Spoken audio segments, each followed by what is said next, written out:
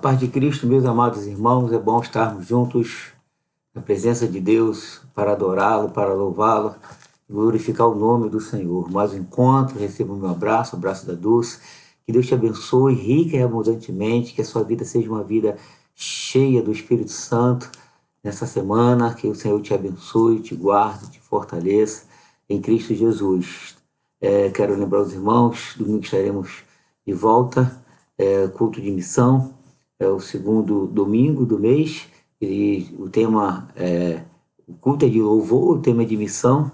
Eu vou estar ministrando a palavra de Deus para os irmãos, e nós estaremos passando um pequeno vídeo sobre a África, mostrando um trabalho do pastor Eliel, né? E depois eu estarei falando ainda de contribuição cristã, que foi do mês passado. Eu vou dar continuidade agora em cima de outro texto que eu acho assim maravilhoso, profundo, que eu quero dividir com os irmãos a palavra do Senhor. Muito bem, vamos lá. Não deixe de orar pelo Brasil, pela igreja, pela minha família, que Deus nos guarde, possa nos proteger e nos encher do Espírito Santo. Ok, estamos no livro de Efésios, capítulo 3, estamos trabalhando o segundo bloco, a oração do apóstolo Paulo, uma oração maravilhosa.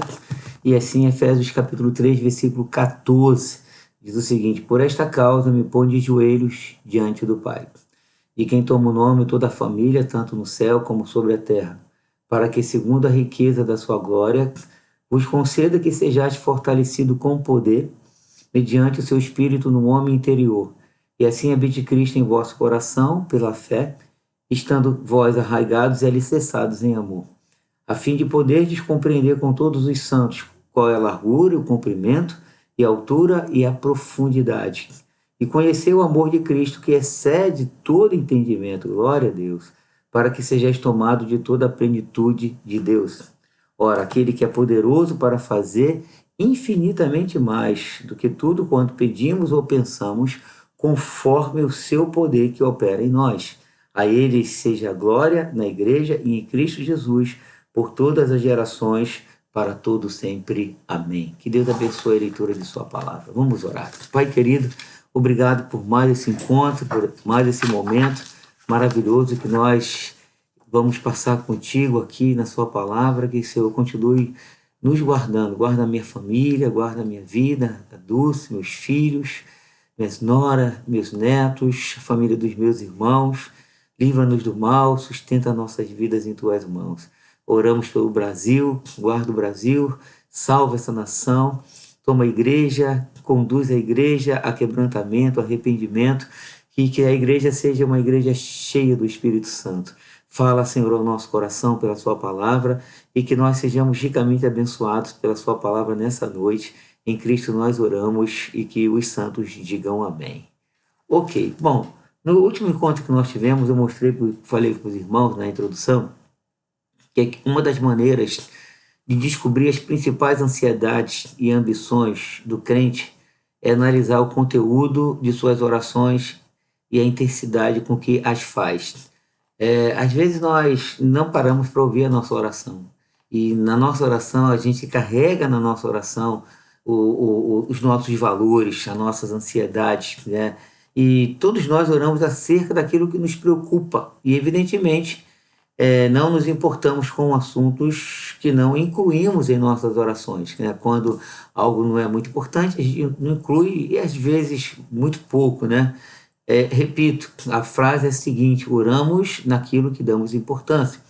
E certamente é assim a segunda oração de Paulo. Eu digo a segunda porque no capítulo 1, né, o apóstolo Paulo, lá no versículo 15 até o versículo 23, ele faz a sua primeira oração. A epístola que aparece Paulo orando 2 vezes, intercedendo pela igreja. E nessa oração de Paulo abre a sua alma diante de Deus. E o que Paulo faz? Ele diz: por esta causa. Ele estava falando da obra redentora de Cristo, estava mostrando a obra da criação, e agora ele volta-se para interceder pela igreja. Ele estava expondo essa obra de Cristo, né? Falando do que Cristo tinha feito na igreja, a redenção da igreja, a unidade dos gentios com os judeus, né? E agora ele ora. Então Paulo ora para que o plano maravilhoso de Deus, que ele estava explicando, o que ele chama de mistério que estava oculto dos tempos e das gerações, foi o contexto que nós já vimos isso, né, seja ainda mais plenamente cumprido na experiência dos seus leitores. Percebam que Paulo havia um plano, um decreto de Deus, né? Mesmo assim, Paulo ele mostra isso para a igreja de Éfeso e ele ora em cima para que esse plano maravilhoso que ele estava explicando pudesse se cumprir, né? Mesmo Deus decretando alguma coisa, nós precisamos orar. E eu dei o exemplo, por exemplo, da promessa que Deus fizera a Abraão, que Deus disse, ó, eu vou dar essa terra para vocês, para você. Sua descendência vai ser escrava e eu vou julgar os seus opressores e eu vou dar a terra para vocês. E aí, quando Deus, lá em Êxodo 3, se manifesta a Moisés, Deus não diz assim, olha, eu estou me manifestando a você porque eu tenho um decreto, eu tenho uma promessa, eu fiz uma promessa para Abraão e eu vou vir para cumprir, vou usar você. Não, Deus diz o seguinte, ó, eu tenho ouvido o clamor dos filhos de Israel. Então, havia um plano, mas Deus ouviu a oração do povo de Deus. Então, e eu disse semana próxima passada que a oração e a pregação sempre caminham juntas, né? Então, assim como Jesus, ele regou com oração as boas sementes do ensino que ele semeara no cenáculo, então ele vem lá no capítulo 14, 15, 16, falando da videira, falando do Espírito Santo, aí no capítulo 17, Jesus entra na oração sacerdotal, ele intercede pelos discípulos, intercede por nós. Jesus, o que ele faz? Ele rega o ensino com oração, com intercessão. E assim Paulo completa o seu ensino com uma oração sincera, registrando-a, capacitando-nos a escutá-la ainda hoje. Ainda hoje nós escutamos a oração intercessória do apóstolo Paulo. Esse é o caminho que nós devemos percorrer. Nós precisamos orar para que Deus nos ilumine. Obviamente, quando nós estudamos a palavra, nós entendemos no sentido gramatical a ideia, a mensagem da palavra, obviamente, mas nós precisamos da iluminação do Espírito Santo no nosso coração, que o Senhor ilumine, que o Senhor possa aplicar profundamente a palavra de Deus no nosso coração. Aí vimos a introdução da oração, versículo 14 até o versículo 16, quando o apóstolo Paulo diz, por esta causa me ponho de joelhos diante do Pai, de quem toma o nome, toda a família, tanto no céu como sobre a terra, para que, segundo a riqueza da sua glória, vos conceda que sejais fortalecidos com poder, mediante o seu Espírito no homem interior. Falamos disso, Paulo orando para que Deus pudesse, segundo a riqueza da sua glória, fortalecer com poder mediante o Espírito dele no homem interior e assim habite Cristo no nosso coração.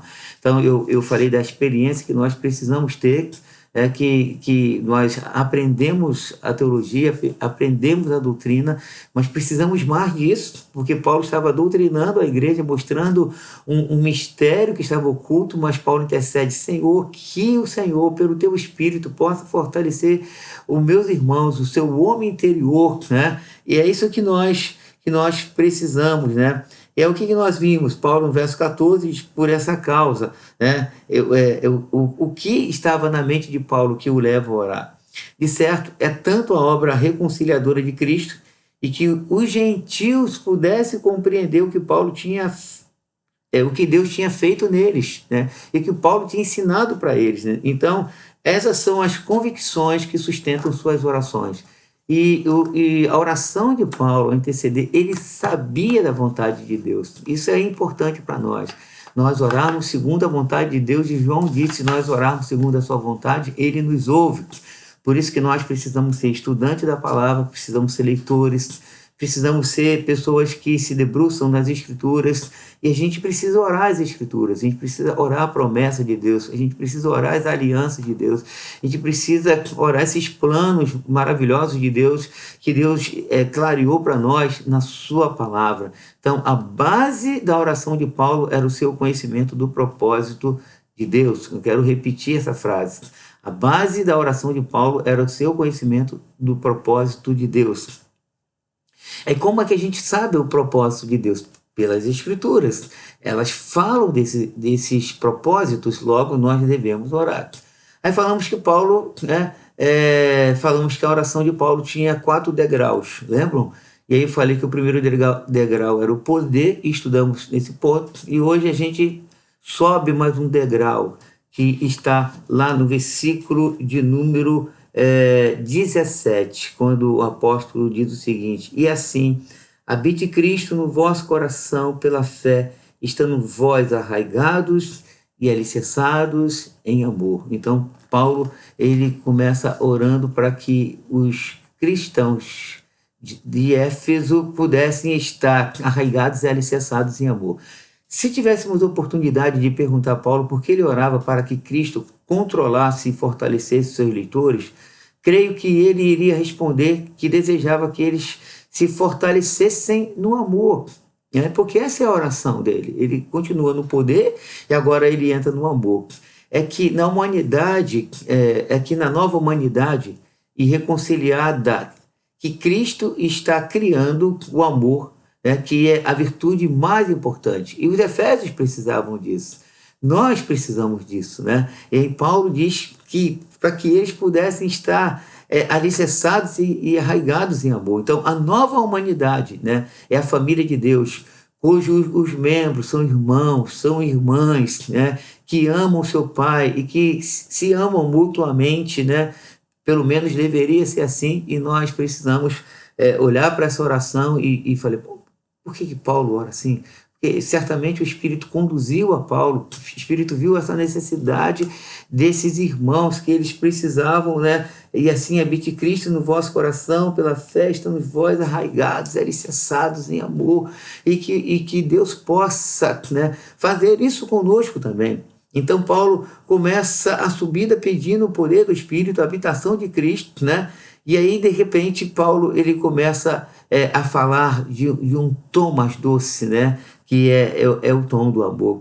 Vejam que Paulo usa dois verbos para falar a mesma coisa, mas com uma conotação diferente. Ele diz, quais são os dois verbos? Voltemos ao texto de base. É assim, habite Cristo no vosso coração, estando vós arraigados e alicerçados. O que Paulo faz aqui? Arraigar fala de botânica, né?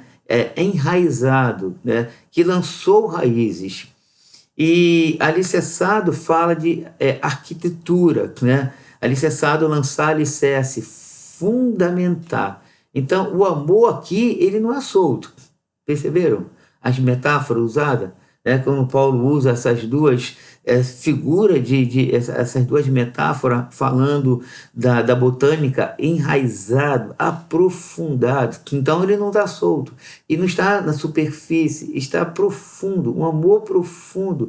E mais, outro verbo é alicerçado, lançar alicerce, fundamentar, é o que dá sustentação. Então, percebam, depois que Paulo explica o plano redentivo, ele mostra qual era o mistério que estava oculto dos séculos e das gerações, e que os gentios estavam lá no projeto de Deus antes da fundação do mundo.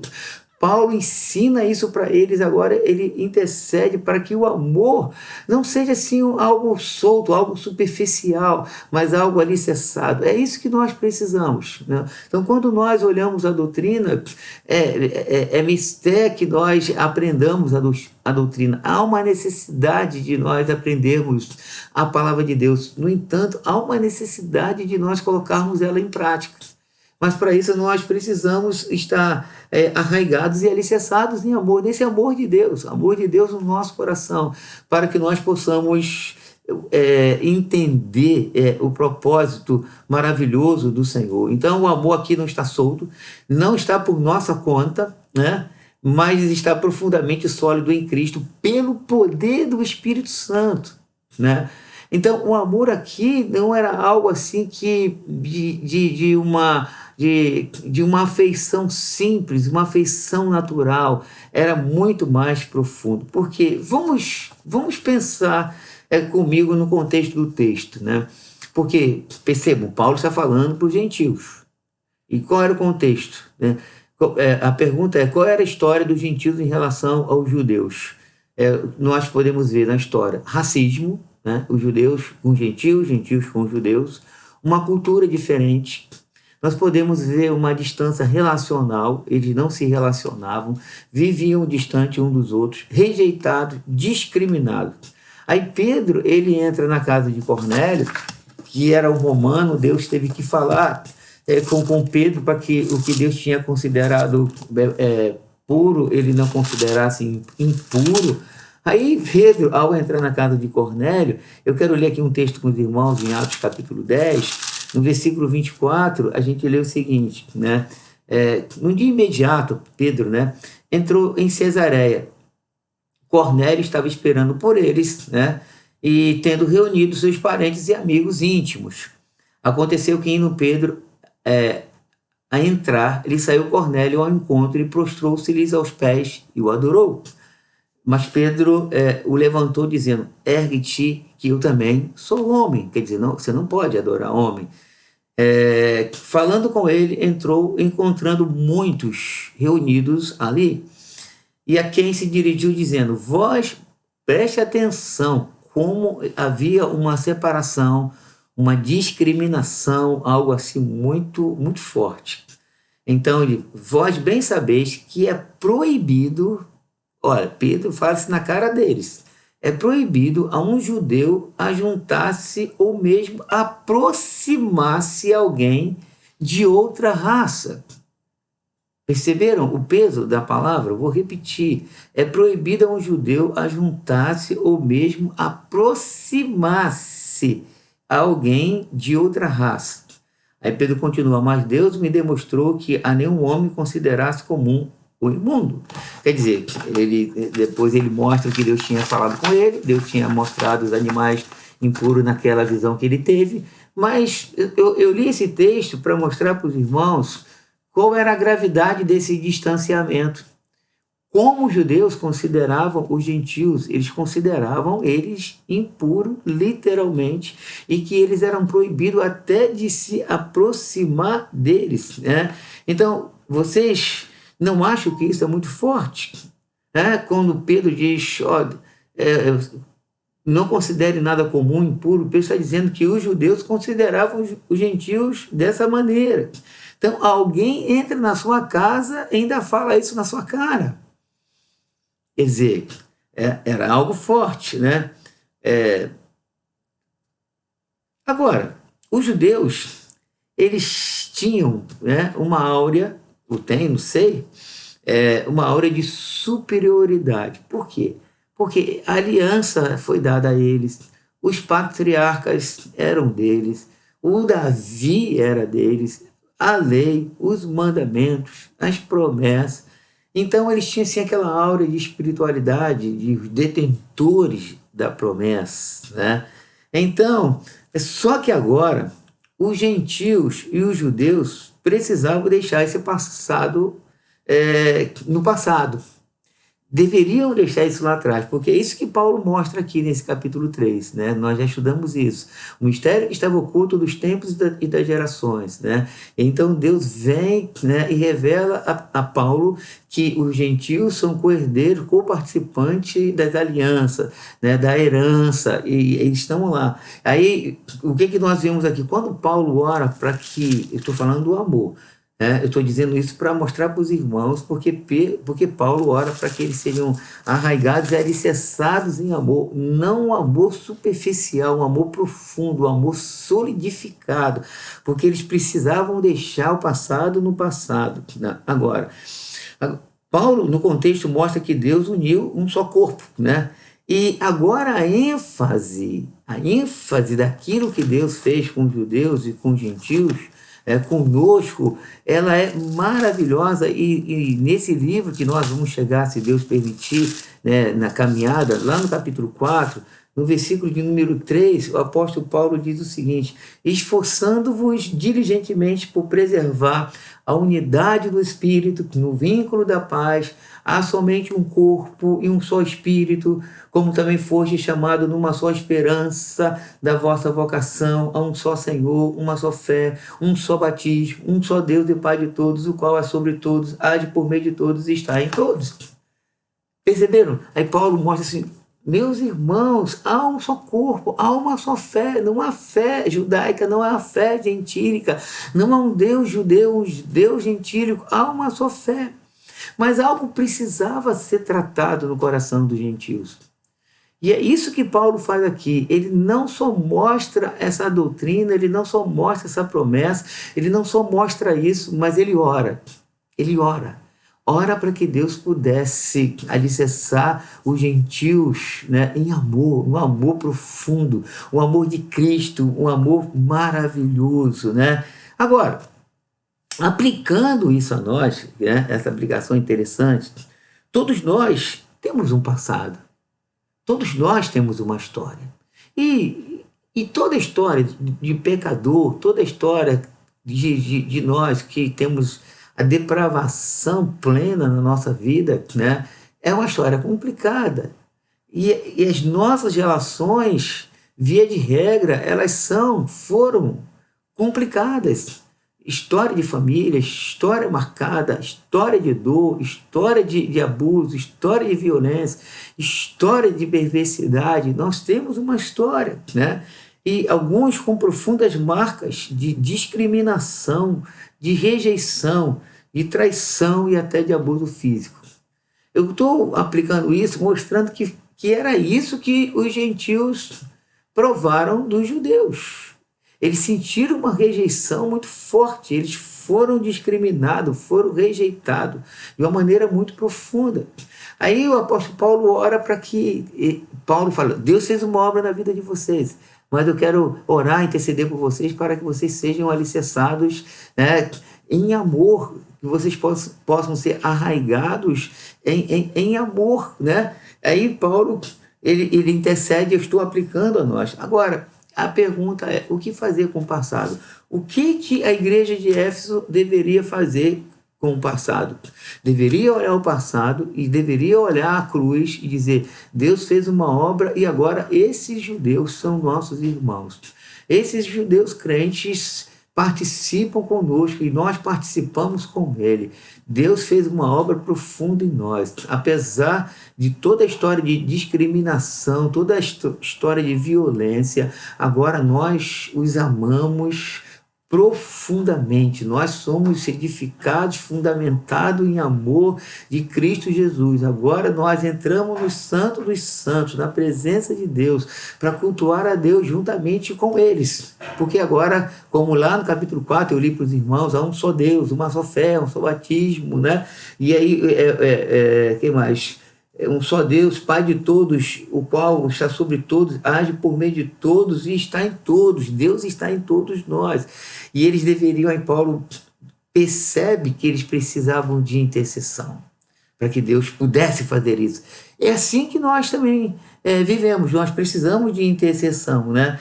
E a pergunta foi, o que fazer com o passado? Às vezes, irmãos têm problemas na família, tem problemas dentro da igreja, né? Às vezes pessoas são mal entendidas, às vezes pessoas descobrem que amigos falam mal, que são traídas, são perseguidos. O que fazer com isso? O que fazer com o passado?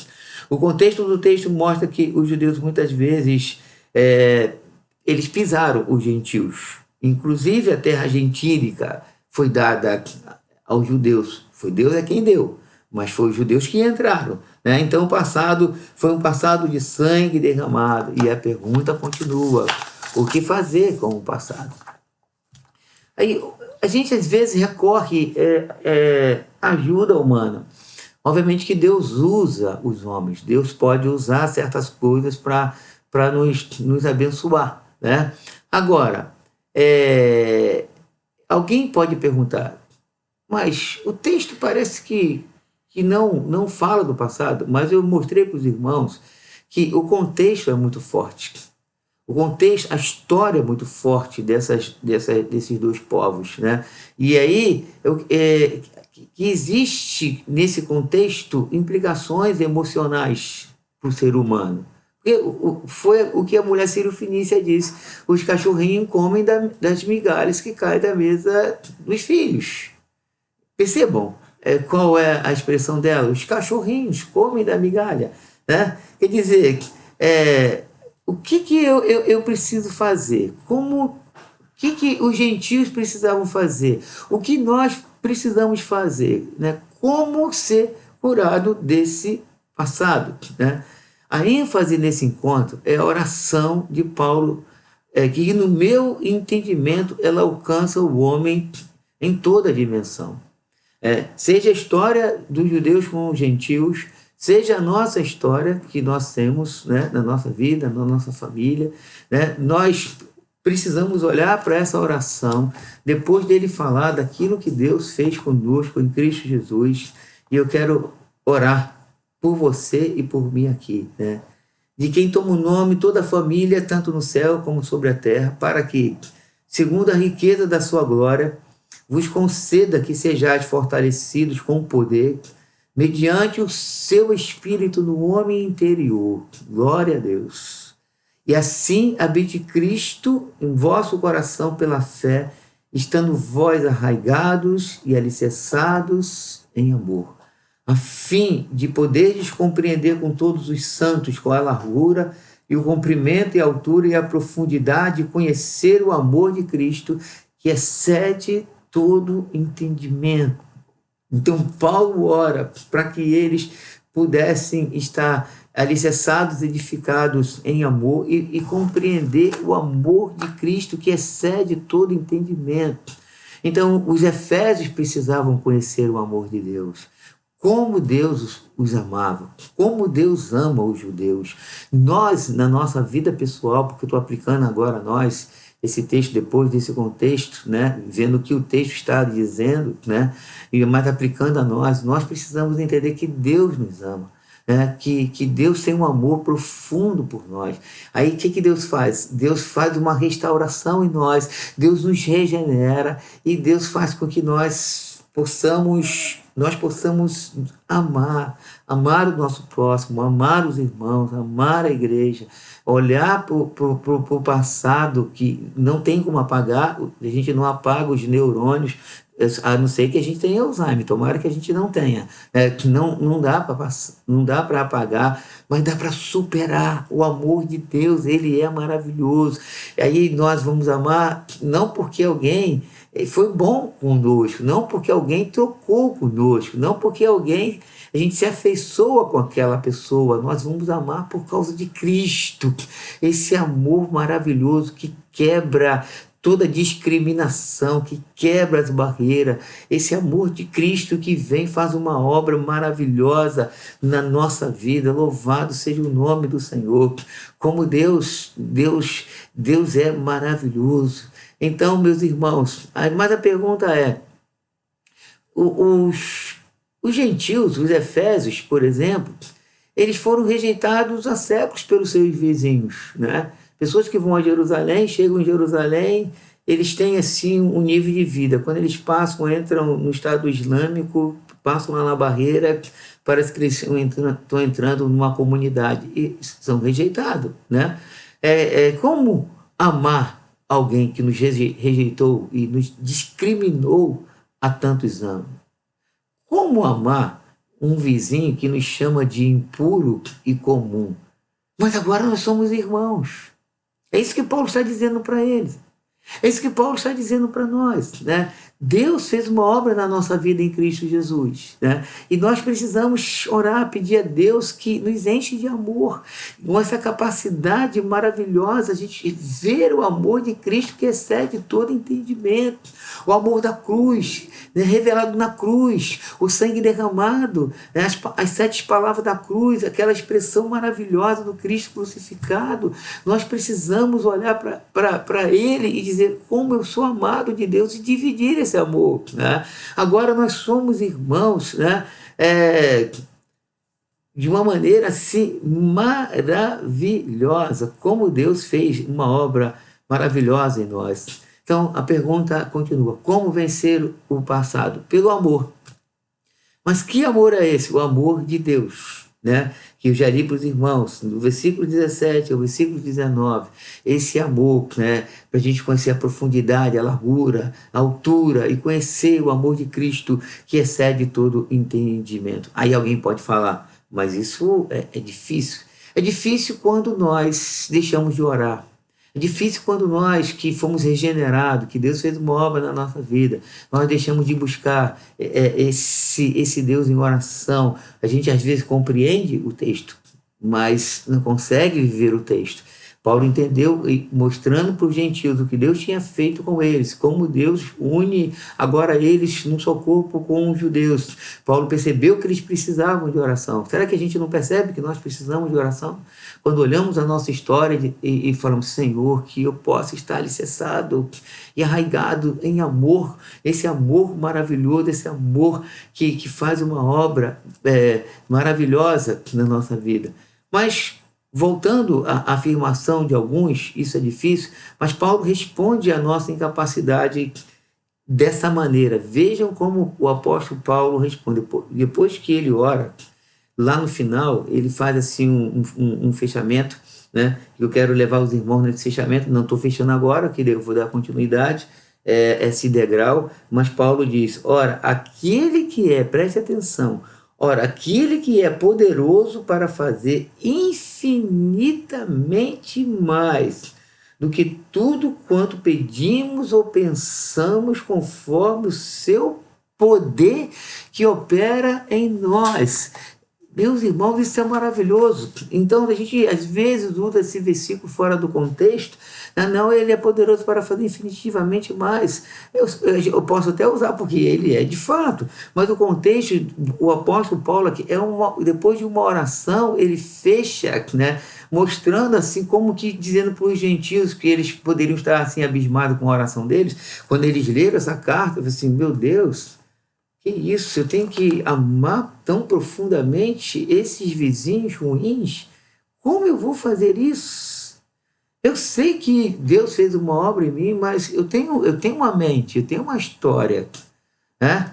Mas como é que isso pode acontecer? Paulo disse, quero dizer para vocês que o Deus o qual nós servimos, que o Deus que regenerou vocês, que o Deus que chamou vocês, que o Deus que colocou vocês nessa aliança, esse Deus, ele é poderoso para fazer infinitamente mais do que tudo que pedimos ou pensamos. Isto é, Deus é poderoso para nos arraigar e alicerçar em amor. Deus é poderoso para fazer com que nós possamos olhar para aqueles que nos pisaram, para aqueles que nos discriminaram, daqueles que nos fizeram sofrer, daqueles que deixaram marca na nossa alma. Nós podemos olhar, Deus pode vir e operar de uma maneira maravilhosa e que nós possamos ser transformados. Eu quero dar um exemplo para os irmãos, um exemplo bíblico, né? Por exemplo, José. Quando nós olhamos para a vida de José, nós podemos ver assim uma obra, podemos ver o versículo 20, assim, muito vívido na vida de José, né? Deus fez uma obra gloriosa na vida dele. Porque muitas vezes, quando nós olhamos a história de José, a gente faz uma leitura muito romântica. A gente fala, poxa, como eu sou apaixonado pela história de José. A história de José é muito linda, a gente fala assim, é muito linda. É uma leitura romântica, né? Mas quando nós vamos ler com mais cuidado, a gente lê mais literal, mais racional, nós iremos perceber que as pessoas que estavam em volta de José foram pessoas sem compaixão, foram pessoas perversas. Os irmãos foram perversos, né? Eles tinham ciúme de José, eles fizeram mal a José, eles venderam José. A José, um adolescente, 16, 17 ou 18 anos, por aí, ele foi vendido por uns homens medianitas, né, que estavam passando lá, e eles venderam José, e eles chegaram no Egito, venderam José lá para Potifar. E aí José foi entregue a Potifar. Daqui a pouco a vida de José cresceu, Deus abençoou a vida de José, e a mulher desse homem coloca os olhos em José e faz uma maldade com José. A maldade em perseguir José e a maldade em caluniar José. E o Potifar joga José na cadeia, e José fica lá, muitos anos naquela cadeia, lá entregue. Não foi entregue aos ratos porque Deus cuidou dele, Deus deu graça para ele, e ele interpreta o sonho do copeiro, do padeiro, e lá o O copeiro se esquece de José, o padeiro morre e o copeiro se esquece de José, ele fica lá. Esse faraó tem um sonho. Até José chegar ao trono, né, e se assentar, e essa história que muitos acham bonita, mas é uma história pesada, né? E aí Deus começa a usar José maravilhosamente, de fato é bonita, tem esse lado romântico, lado bonito, né? E aí os irmãos de José chegam para comprar o trigo e, enfim, José fica lá, se revela aos seus irmãos, a gente conhece a história, eles se abraçam, eles choram e aquela coisa toda. Mas tem um versículo lá em Gênesis 41 que mostra como José sofreu, como José ele padeceu. No capítulo 41 de Gênesis, versículo 50, nós lemos assim: assim, antes de chegar à fome, nasceram 2 filhos a José, porque Potifar deu uma esposa para José, né? Os quais lhe chamou, os quais lhe deu a Zenate, filha de Potífera, sacerdote de On. José, ao primogênito, chamou Manassés e disse: Deus me fez esquecer de todos os meus trabalhos e de toda a casa de meu pai. Ao segundo chamou-lhe Efraim, pois disse: Deus me fez próspero na terra da minha aflição. Então, vejam bem, ele coloca 2 nomes. O primeiro foi o seguinte, Manassés, né, que Deus me fez esquecer, né, de todos os meus trabalhos e de toda a casa de meu pai. Quer dizer, esquecer, esse verbo esquecer, ele literalmente dá a ideia de esquecer, apagar, mas aqui não é esquecer. Tanto que eu estou pregando a palavra de Deus para os irmãos, então tanto que eu quero mostrar para os irmãos que esse verbo aqui, ele está dizendo que ele superou. Deus fez ele superar, entendeu? Deus fez ele, assim, vencer aquele momento, né? E Efraim diz: Deus me fez próspero na terra da minha aflição. Quer dizer, ele coloca prosperidade junto com a aflição, né? Deus me fez próspero na terra da aflição. Então, quando nós olhamos aqui a vida de José, a gente vê uma história. Ele tinha um passado. Aí, como vencer o passado? Aí entra o versículo 20, que Deus é poderoso para fazer infinitivamente mais do que tudo que pensamos ou pedimos, conforme o seu poder, seu propósito que opera em nós, né? E aí, mas qual é a ênfase aqui, nesse texto de Gênesis? Será que a ênfase é o esquecimento ou na prosperidade? Não, a ênfase é Deus. Eu vou reler para os irmãos. Ele chamou primeiro de Manassés, porque ele diz: Deus me fez esquecer. Quer dizer, é Deus que faz. É Deus quem opera. Os gentios, voltando ao texto de base, os efésios tinham recebido uma bênção do Senhor, mas eles tinham uma história.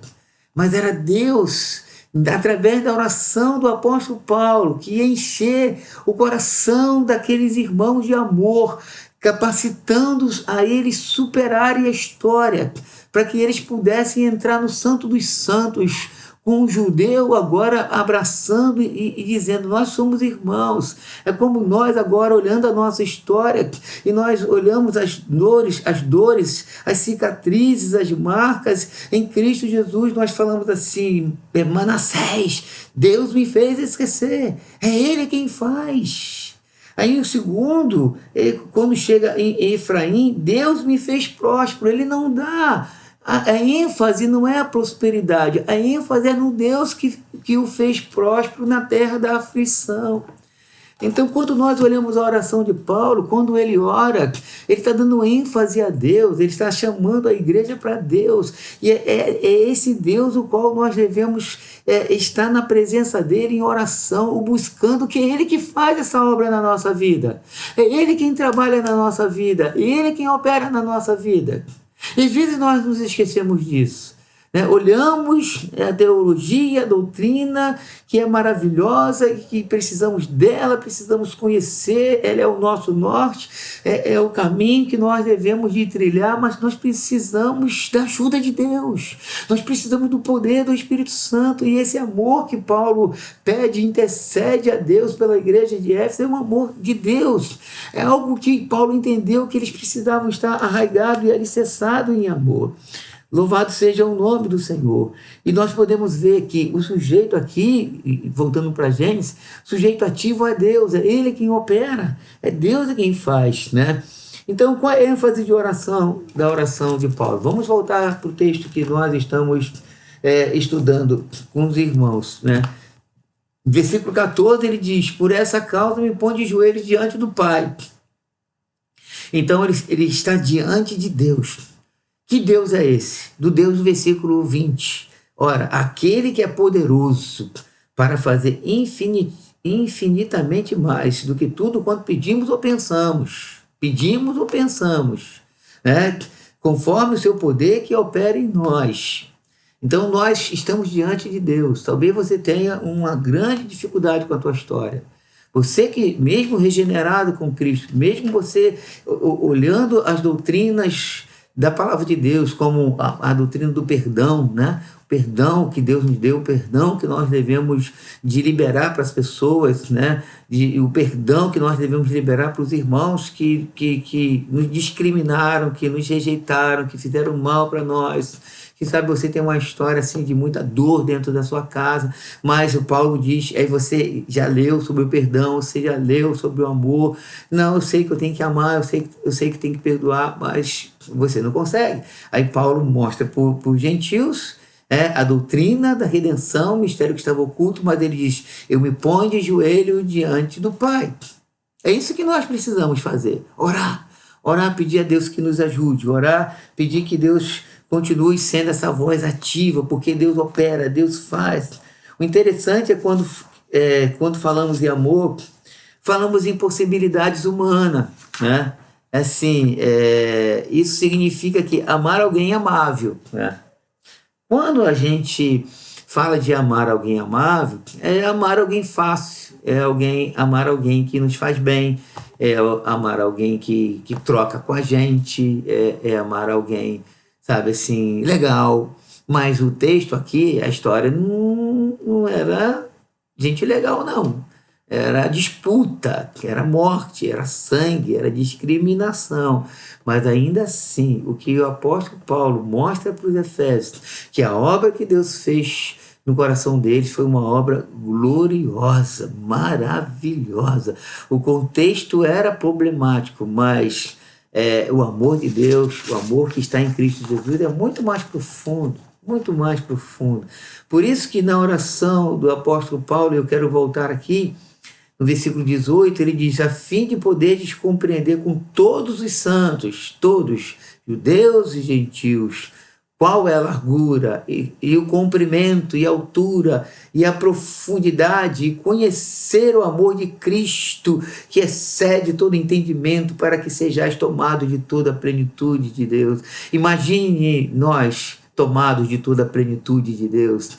Imagine, tomado desse Deus maravilhoso. Nós vamos olhar para a história, que vamos dizer Manassés, vamos olhar para a história, vamos dizer Efraim. Deus fez, Deus faz, Deus continua fazendo, Deus continua operando, Deus continua trabalhando.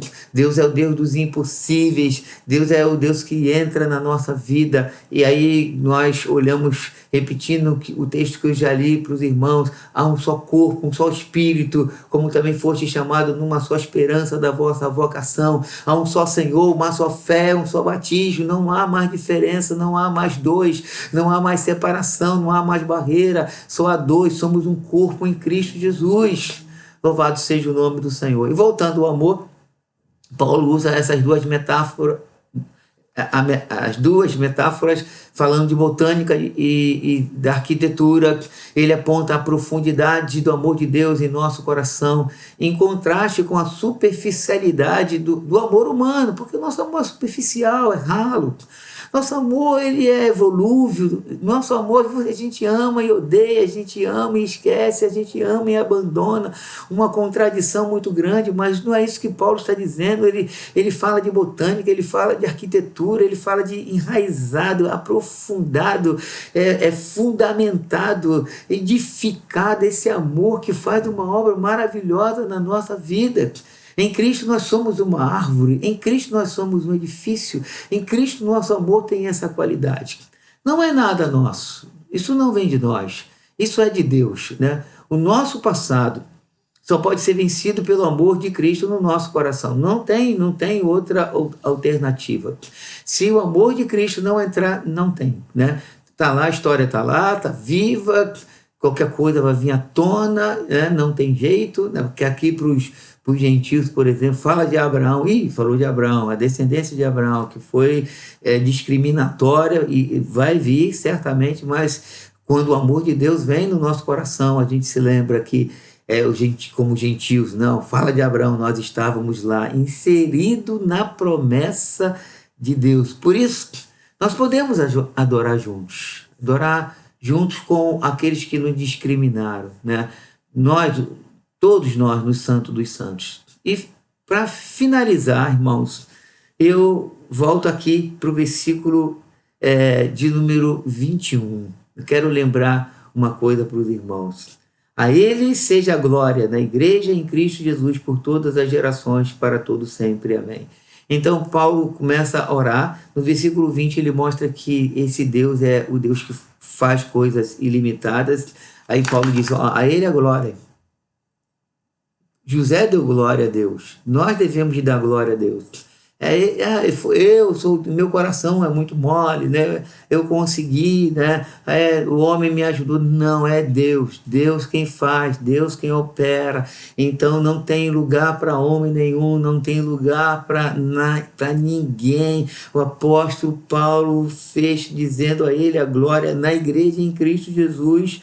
E diz mais, por todas as gerações, desde a geração inicial de Abraão até nós, Deus sendo glorificado para todo sempre. Vamos entrar na eternidade dando glória a Deus, porque Ele quem faz, Ele nos chamou, Ele quem opera, Ele quem cura, Ele quem liberta, Ele quem faz. Por isso nós precisamos fazer como Paulo, se pôr de joelho diante dEle.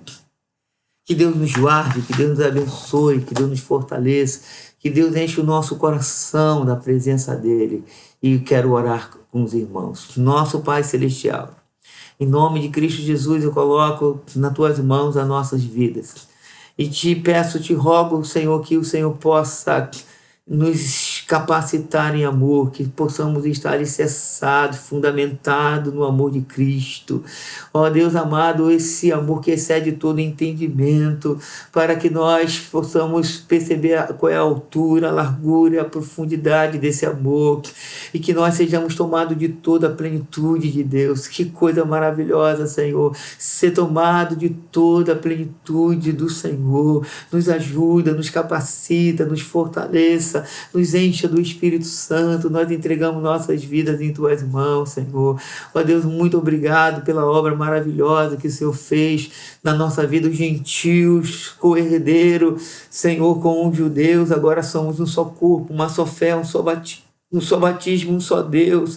E Pai, o Senhor é maravilhoso, mas existe uma história, Senhor, mas olhamos para a história, o amor, Senhor, profundo de Cristo supera, e nós te glorificamos, nós exaltamos o teu nome. Só o Senhor pode fazer essa obra em nós, como o Senhor fez em José. José glorificou o Senhor, ele deu ênfase a ti, Senhor. Foi o Senhor quem ajudou José, é o Senhor quem nos ajuda, é o Senhor que, ó Deus, faz com que nós olhemos a doutrina, olhemos a tua palavra, Senhor, e muitas vezes olhamos e falamos, isso é difícil, mas o Senhor é poderoso para fazer uma obra muito mais do que pedimos ou pensamos, segundo o seu poder que opera em nós. Ajuda, Senhor, fortalece, cura-nos, liberta-nos, santifica-nos, ó Deus, opera poderosamente no nosso coração, derrama do teu poder sobre as nossas vidas, Senhor, seja conosco, Senhor, nós te agradecemos, nós oramos e, ó Deus, te agradecemos pela obra de Cristo no nosso coração. Muito obrigado pela tua bênção, muito obrigado pela sua palavra, muito obrigado pelo seu amor, Pai. Eu te agradeço em Cristo Jesus, muito obrigado em Cristo Jesus, e que os santos digam amém. Que Deus nos abençoe, que Deus nos guarde e que nós não venhamos a nos esquecer de estudar a palavra de Deus, e nós vamos nos deparar com coisas difíceis, certamente com coisas difíceis, mas a gente faz como o apóstolo Paulo, a gente dobra o nosso joelho diante do Pai, de quem toma o nome tanto da igreja do céu e da terra, como ele diz aqui, toda a família, tanto no céu como sobre a terra. E aí a gente começa a orar e pedir a Deus, e Ele é poderoso para fazer além do que pedimos ou pensamos, segundo o seu poder que opera em nós. Ele é poderoso para nos ajudar, Ele é poderoso para que a gente leia a palavra de Deus, e a gente vai sempre se debater, ela sempre vai contrastar com a nossa natureza humana, mas nós somos regenerados, nós somos renovados, nós somos templo do Espírito Santo e nós temos o Senhor que ouve a nossa oração. Não se esqueça de buscar a Deus. Até domingo, se Deus quiser, em nome de Jesus, no culto de louvor com o tema missão. Que o amor de Deus, a graça de Cristo, as consolações do Espírito estejam com todos, desde agora e para todos sempre, e que a igreja de Deus diga amém. Fiquem com o Senhor.